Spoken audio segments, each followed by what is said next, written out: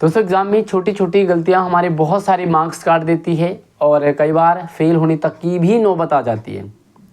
गलतियां करते हैं आप लोग और सारा टीचर्स के ऊपर डाल देते हो। टीचर्स तो बहुत गंदे थे, टीचर्स हमारे बहुत सारे मार्क्स काटते हैं, उन टीचर्स की तो मुझसे बहुत ज़्यादा दुश्मनी थी।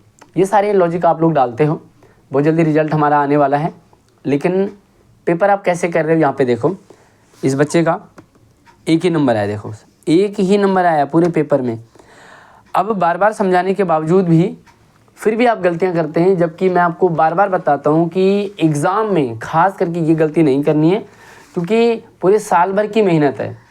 पूरे साल भर की मेहनत हमारे 2 ढाई 3 घंटे में, और वही हमारा रिजल्ट बन के आता है, लेकिन फिर भी आप गलती करते हो। मैं आपको पेपर दिखा रहा हूँ।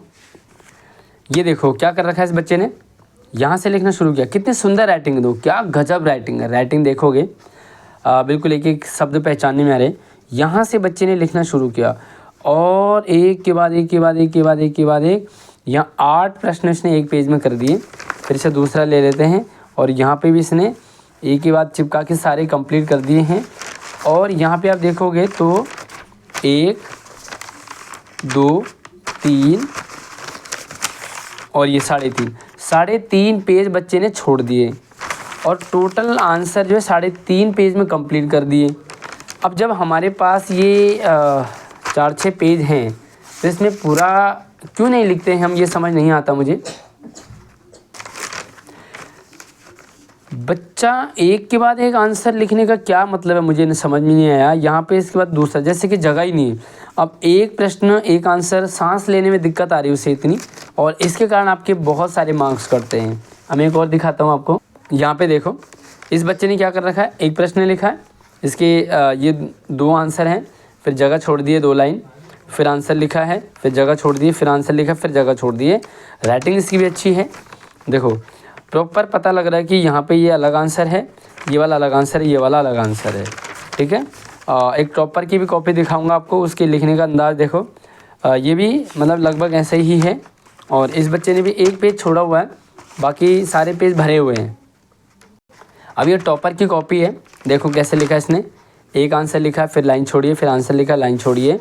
राइटिंग बहुत सुंदर है, लेकिन लिखने का तरीका देखो आप, ये देखिए प्रॉपर जो है बच्चे ने आंसर अलग क्लियर नज़र आ रहा है कि इस प्रश्न का आंसर ये वाला है, इसका ये है, इसका ये है, समझ में आ रहा है। यहाँ पे देखो हर एक प्रश्न का क्लियरली समझ में आ रहा है। और बच्चे ने लास्ट पेज तक जो है यहाँ पे इसने आंसर लिखा है। लास्ट पेज में कुछ भी बचाया नहीं है। अब यहाँ पे मैं फिर से आपको लेके आ रहा हूँ, इस बच्चे का समझ ही नहीं आ रहा कि कौन सा प्रश्न कहाँ से शुरू हो रहा है।